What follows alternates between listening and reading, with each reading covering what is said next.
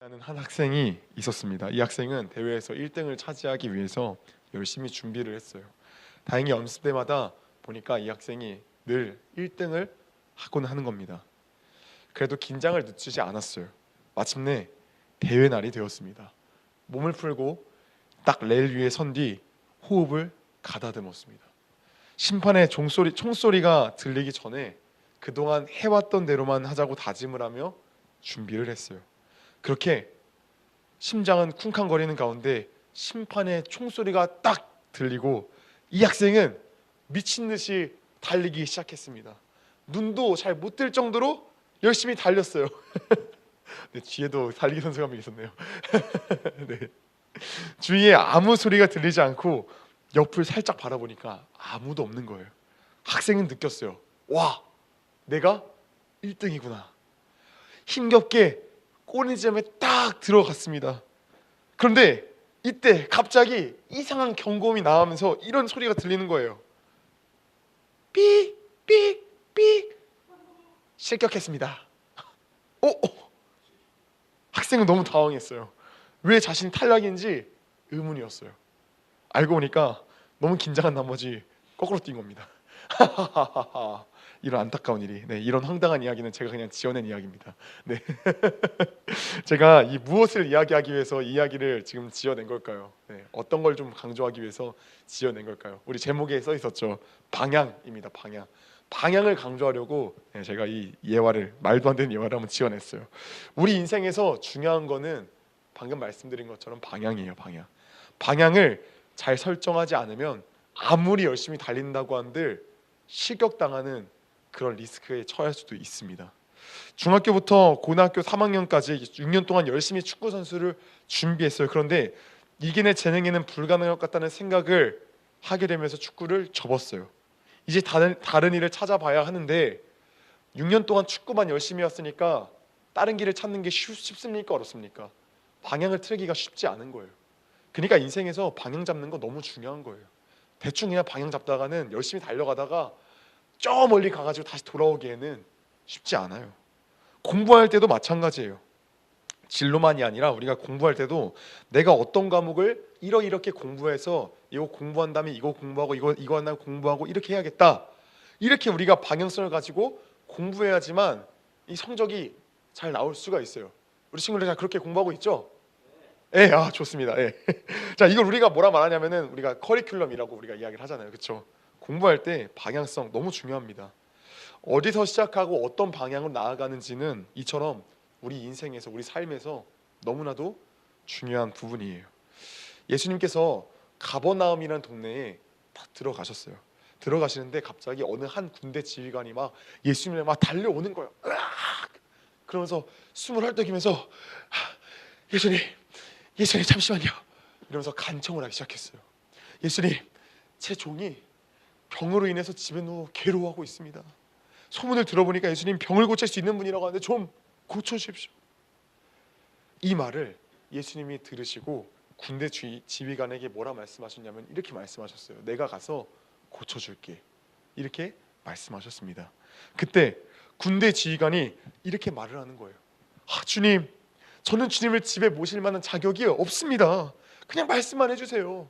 제가 군대 지휘관 아닙니까? 저도 제 종이 그냥 이렇게 제 부하들에게 오라면 부하들이 오고 가라면 부하들이 갑니다. 그러니까 주님이 나라고 말씀만 하시면 분명히 우리 종이 나을 겁니다. 그러니까 그렇게 말만 해주세요.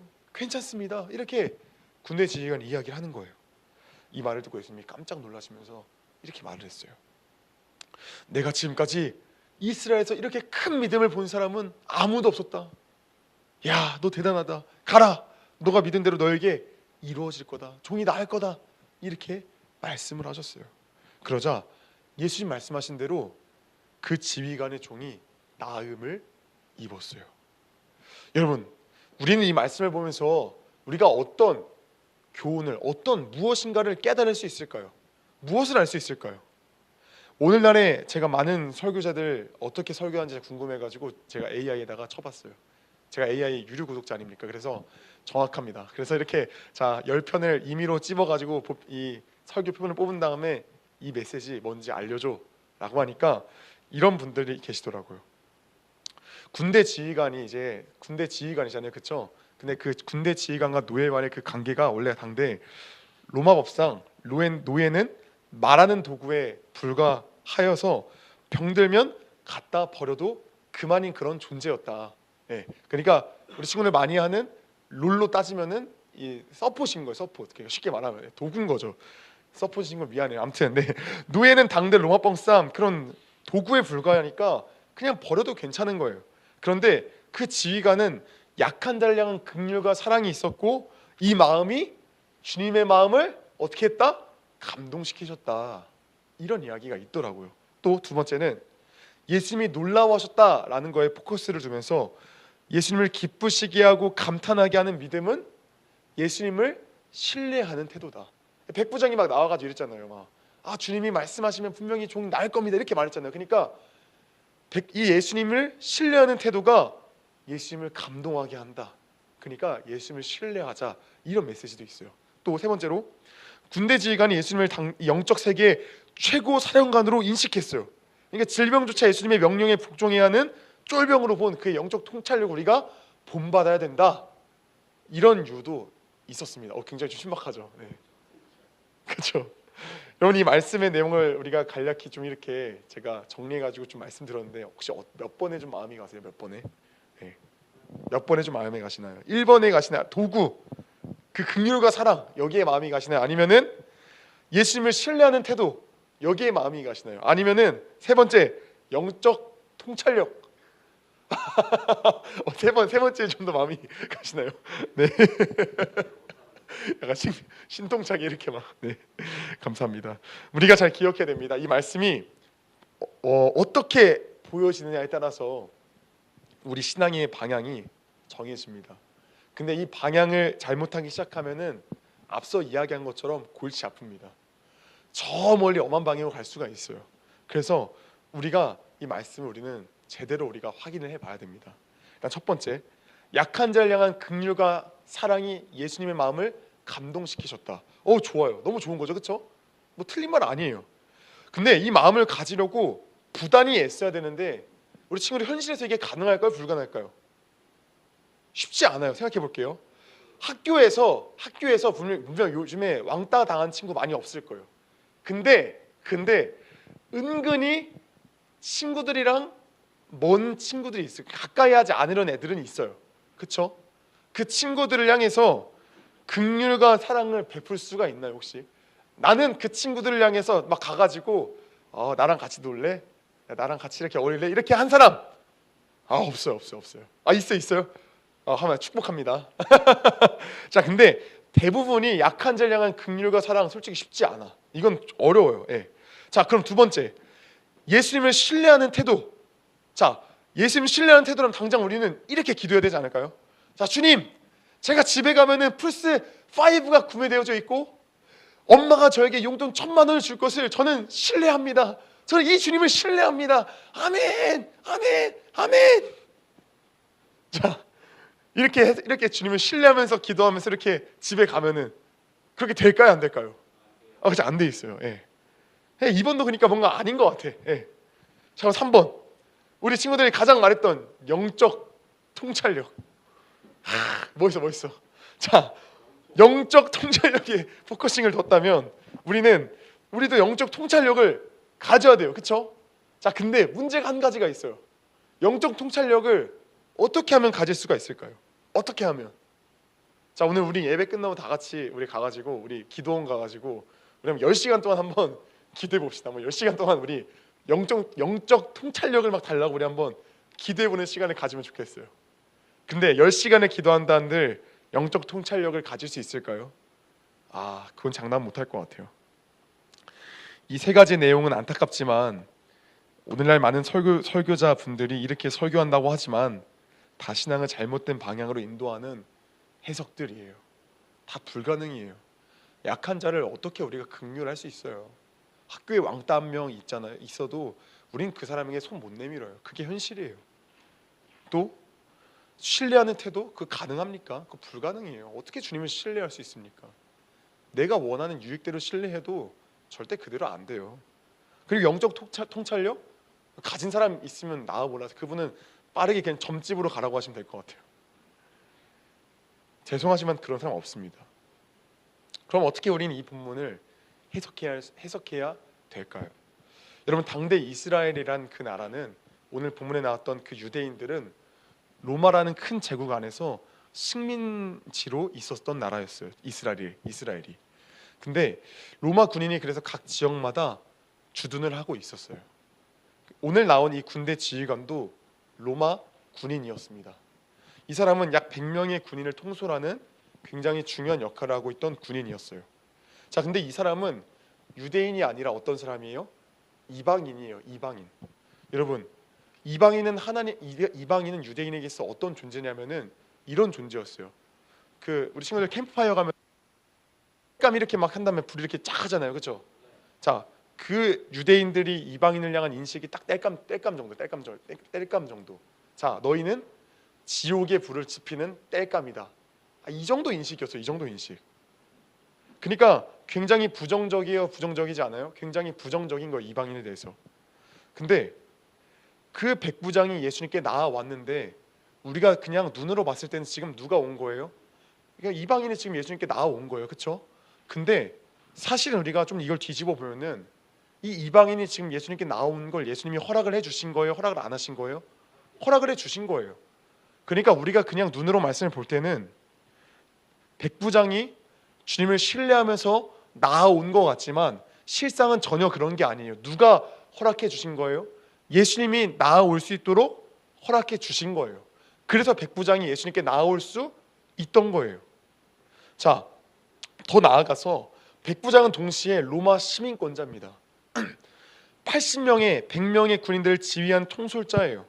여러분, 이 사람은 간청하는 역할을 맡았어요? 아니면 명령하는 역할을 맡았어요? 이 사람은 명령하는 역할을 맡은 사람이에요. 상급자예요. 자, 그런데 예수님은 유대인이에요? 아니면, 그러니까 예수님은 로마 시대에 따지면은 식민인이에요? 아니면은 지배 통솔권자예요? 그러니까 식민지에 속하는 사람인 거예요. 그러면 지금 우리가 인간적인 눈으로 봤을 때 예수님이 위에 있어요? 아니면 이 백부장이 위에 있어요? 백부장이 더 위에 있는 거예요. 자, 그런데 지금 그가 예수님께 나와서 뭐 하고 있는 거예요? 빌고 있는 거예요. 지금 빌붙고 있는 거예요. 간청하고 있는 거예요. 여러분, 백부장이 왜 이렇게까지 지금 예수님께 나와서 빌붙고 있는 걸까요? 간청하고 있는 걸까요? 자, 이유는 간단해요. 자신의 종이 중풍으로 괴로워하고 있으니까. 이유는 간단해. 자, 근데 예수님은 어떻게 반응하세요? 예수님은 어떻게 반응하신다고요? 가서 고쳐주시겠다라고 말하고 있는 거예요. 여러분, 우리가 생각해 보면 좋겠습니다.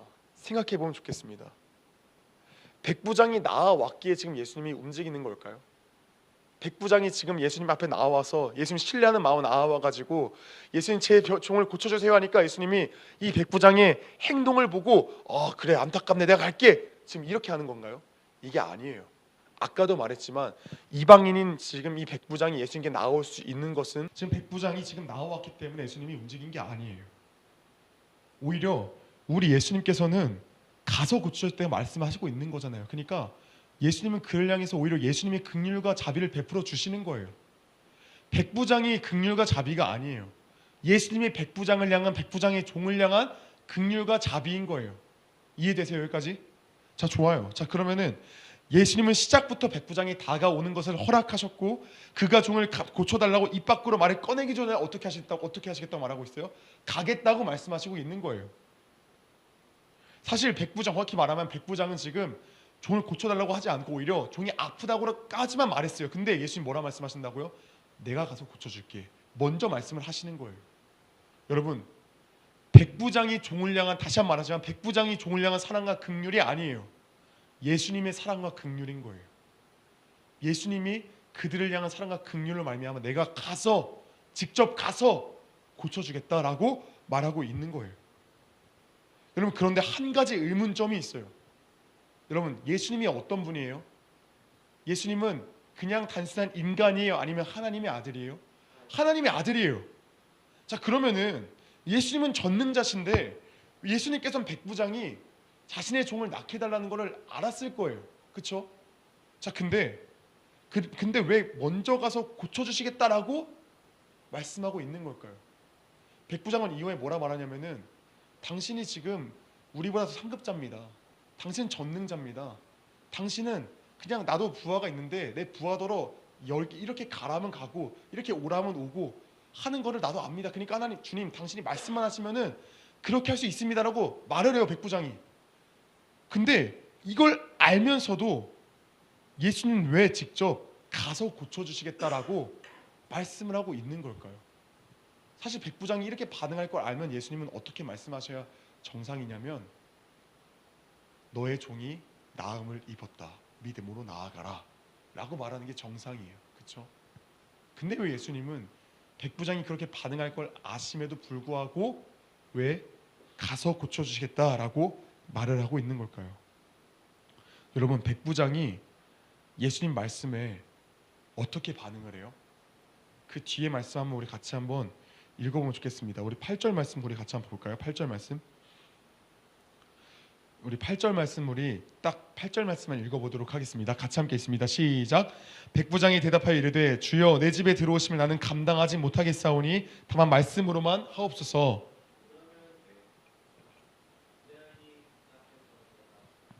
아멘.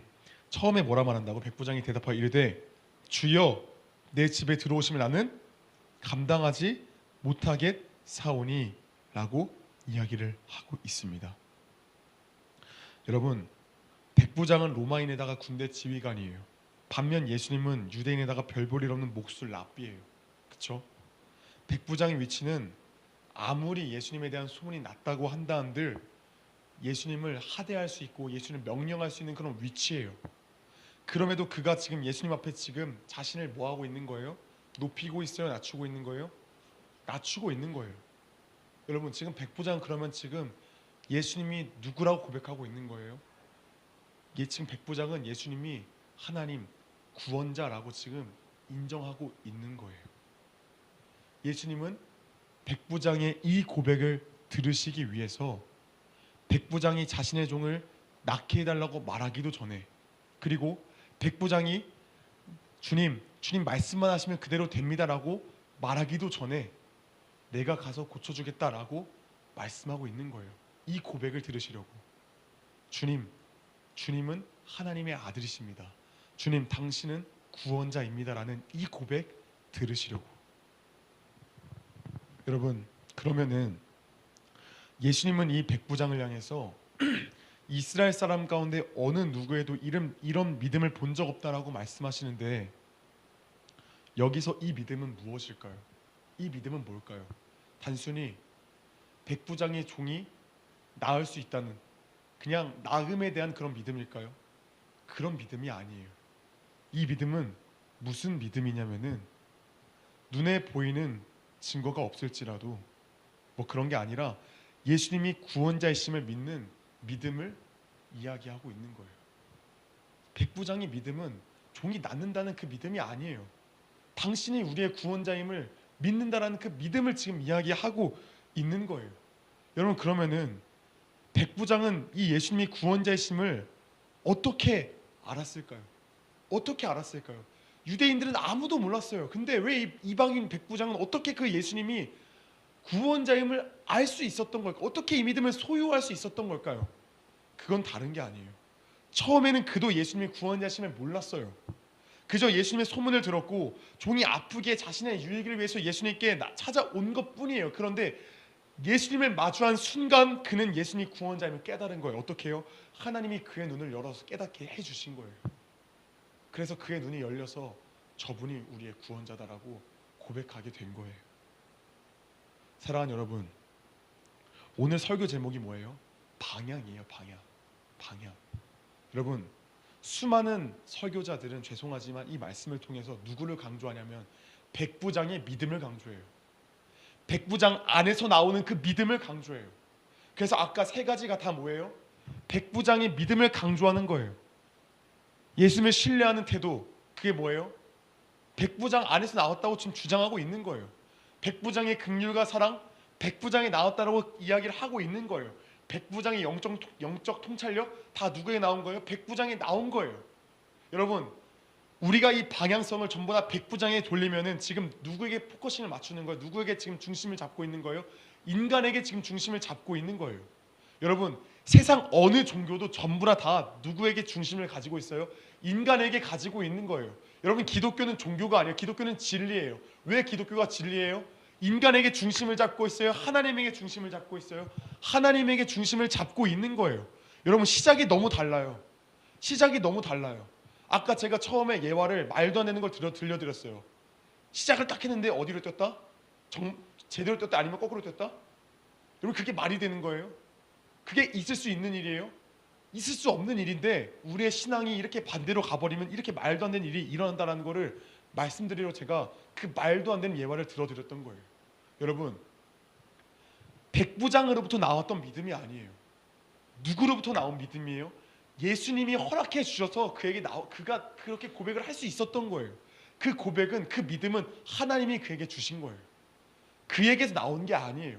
또 백부장이 그 예수님에게 나온 거는 철저히 자신의 유익이지만 그런 백부장을 받아준 건 누구예요? 그건 예수님이에요. 여러분, 우리의 신앙의 방향성은 이 시작점과 방향이 너무 중요해요. 나로부터 시작하느냐 아니면 하나님으로부터 시작하느냐, 이건 너무 달라요. 여러분, 나로부터 시작하면 우린 날마다 뭐 할까요? 날마다 뭐 할까요? 날마다 남는 결론 딱 하나밖에 없어요. 절망과 좌절밖에 없어요. 고통밖에 없어요. 왜요? 말씀에서는 말씀을 다 지키래요. 지키래요. 기도 열심히 하래요. 말씀을 읽으래요. 열심히 뭔가를 하래요. 근데 그게 돼요? 열심히 남을 사랑할 수 있어요? 예수님을 날마다 열심히 신뢰할 수 있어요? 영적 통찰력 가지고 날마다 잘 분별할 수 있어요? 안 돼요. 그러니까 날마다 어떻게 해요? 그 실패를 누구에게 돌릴 수밖에 없는 거예요? 나에게 돌릴 수밖에 없는 거예요. 나는 왜 이럴까? 나는 왜 이럴까? 그러면 어떻게 비교가 되는지 아세요? 날마다 저 친구는 뭔가 찬양팀도 섬기고 저 친구는 뭔가 열심히 해. 그러니까 저 친구는 나랑 다른 것 같아. 그러니까 나는 어떤 생각을 하냐면은, 나는 그럼 버림받은 자인가 보다. 나는 하나님께 버림받은 자인가 보다. 나는 믿음이 없는 자인가 보다. 좌절하고 낙심하면서 더 열심히 막 바라 그래. 더 열심히 섬김봉사 충성을 하려고 열심히 몸부림쳐. 근데 되는 게 있어요? 아무것도 없는 거예요. 그러니까 겉모습은 너무나도 멋있는 찬양팀도 하고 리더도 하고 섬김봉사 열심히 하지만 그 마음엔 어때요? 좌절밖에 없는 거예요. 나로부터 시작하는 이 믿음은, 이 방향은 좌절과 실패밖에 없는 거예요. 그런데 예수님으로부터 시작한 이 믿음은 어떨까요? 이 방향은 어떨까요? 여러분, 이 믿음은 누가 하셨다고요? 예수님이 주셨다고요. 그럼 누구를 의지할 수밖에 없어요? 예수님을 의지할 수밖에 없는 거예요. 내가 내 믿음을 키워가는 게 아니에요. 알피지 하는 게 아니에요. 그냥 내 믿음은 애초에 내 게 아니에요. 하나님이 주신 거. 그러니까 날마다 그분을 의지할 수밖에 없는 거예요. 그리고 때로는 넘어져도 다시금 일어날 수 있어요. 왜요? 나는 그런 존재라는 걸 나는 알아요. 나에게서는 믿음이라고 나올 수 없는 존재라는 걸 알아요. 그러니까 다시금 일어날 수 있는 거예요. 나 이런 존재 맞지. 그럼에도 예수님이 나를 사랑하시지. 그러니까 다시 한번 예수님 손 붙잡고 일어나서 나아갈 수가 있는 거예요. 사랑하는 여러분, 여러분의 방향성은 어디입니까? 여러분의 그 방향성은 어디입니까? 여러분의 첫 시작점은 지금 어디에서부터 시작되었습니까? 나로부터 시작되었습니까? 아니면 예수님에게서부터 시작이 되어졌습니까? 어디에 시작점이 있습니까? 어디에 방향이 있습니까? 어디 방향으로 나아가고 있습니까? 사랑하는 여러분, 우리가 기억해야 되는 게 한 가지가 있습니다. 날마다 우리는 그 예수님을 만나야 됩니다. 날마다 예수님 만나지 않으면 사실 이 방향성은 어떻게 되어질까요? 날마다 이 방향성은 확 틀어져 버립니다. 잘 가다가도, 예수님에게 시작해서 잘 가다가도 날마다 말씀이신 그분과 교제하지 않으면 갑자기 확 틀어져서 다른 길로 가게 되어져요. 근데 놀라운 건, 나는 이 사실을 알까요, 모를까요? 몰라요. 나는 잘 가고 있다 생각하는데 나중에 저기 가서 돌아보니까 어때요? 이렇게 되는 거예요. 어느새 이렇게 멀리까지 왔는데 그걸 모르고 있는 거예요. 여러분, 인간은 자신이 하나님인 줄 착각하며 살아가기 때문에 예수님 날마다 만나지 않으면 이 방향성은 무조건 틀려져요. 무조건 틀어져서 나에게서 무엇인가가 나온다는 착각으로 가게 되어질 수밖에 없어요. 그 날마다 우리가 신앙생활 할 때마다 이 방향성이 나도 틀어져 있으면 어떻게 되냐면은 내가 뭔가를 해도 뭐가 누가 한 거예요? 내가 한 거예요. 근데 우리가 사회적 시선이라는 게 있기 때문에 겸손하게 멋있는데 정말 믿음 좋은 청년 이렇게 말하면은 아닙니다라고 말은 하는데 속으로는 어때요? 속으로 어깨가 막 이만큼 올라가는 거예요. 마치 나 이런 믿음 있는 사람 맞지. 이렇게 칭찬받으니까 기분이 좋아요, 안 좋아요? 당연히 좋죠. 그러니까 어떻게 해요? 더 과장되게 막 뭔가를 하고 싶은 거예요. 더 뭔가 이렇게 막 더 열심히 뭔가를 하고 싶은 거예요. 근데 그 안에는 예수님이 있을까요, 없을까요? 예수님이 없어요. 그 안에 철저히 나밖에 없는 거예요. 여러분, 우린 날마다 그래서 예수님 만나야 됩니다. 날마다 우리는 그 말씀이신 그 예수님을 만나서 우리의 방향이 지금 잘 가고 있는지, 우리의 방향은 지금 예수님에게서 나와서 가고 있는지 아니면 나에게서 나아가고 있는지 우린 날마다 점검해야 됩니다. 날마다 확인해야 됩니다. 우린 그래서 날마다 예수님을 붙들어야 됩니다. 그렇지 않으면 잘못된 길로 갈 수밖에 없어요. 사랑하는 여러분, 우리의 믿음은 누가 주신 겁니까? 예수님이 주신 거예요. 우리는 자기 유익을 위해 예수님 앞에 나와왔지만 그런 우리를 받아주신 분이 누구예요? 예수님이 받아주신 거예요. 우리의 믿음의 시작과 끝은 예수님이에요. 그래서 우리 예수님은 나중에 말씀에서 뭐라 말씀하시냐면은 나는 알파와 오메가 처음과 끝이다라고 말씀하시고 있는 거예요. 우리 신앙의 처음과 끝은 예수님입니다. 우리의 신앙의 중간은 예수님입니다. 우리의 신앙의 어떤 순간도 나는 없습니다. 우리 모든 신앙의 모든 전 과정은 예수님이십니다. 예수님이 시작하셔서 예수님이 끝나게 하십니다. 사랑하는 여러분, 우리의 방향성을 잘 조정했으면 좋겠습니다. 날마다 말씀을 읽을 때도 이 방향성을 잘 조절했으면 좋겠어요. 물론 우리가 조절할 수 없어요. 그래서 예수님께 구했으면 좋겠어요. 주님, 나는 참으로 죄인이어서 내가 뭔가를 하고 싶어 합니다. 내가 하나님 된 줄 착각하며 그렇게 살아갑니다.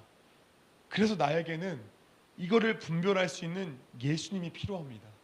이 방향을 조정시켜 주실 수 있는 그 예수님이 필요합니다. 이 말씀을 읽을 때마다 예수님이 보여지게 도와주시고 예수님이 깨달아질 수 있도록 도와주시고 나라는 죄인됨이 깨달아질 수 있도록 도와주셔서 이 방향이 예수님으로 나와서 잘 나아갈 수 있도록 도와달라고 우리는 엎드려 기도해야 됩니다. 사랑하는 여러분, 한중한 삶을 살아갈 때에 우리가 진정으로 그 예수님 붙들면 좋겠습니다. 참으로 삶이 많이 바쁘고 힘듭니다. 어렵습니다. 그러나 우리가 바쁘다는 핑계로 예수님을 붙잡지 않으면 걷잡을 수 없이 저 세상으로 우리는 가버릴 수밖에 없습니다. 걷잡을 수 없이 우리는 저 방향성을 바꿔버리고 재빠르게 저 끝으로 우리는 달려갈 수밖에 없습니다. 그래서 우리는 아무리 바쁘더라도 가장 중요한 예수님 만나는 거, 여기에 우리의 마음과 힘을 다했으면 좋겠습니다.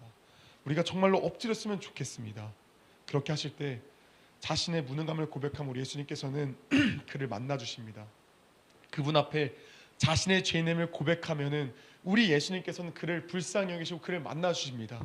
그러하니 우리가 그분 앞에 엎드려 나아가는 한 주간의 삶이 되어지기를 예수님의 이름으로 소원합니다. 같이 시간 함께 기도하며 나아가기를 원합니다.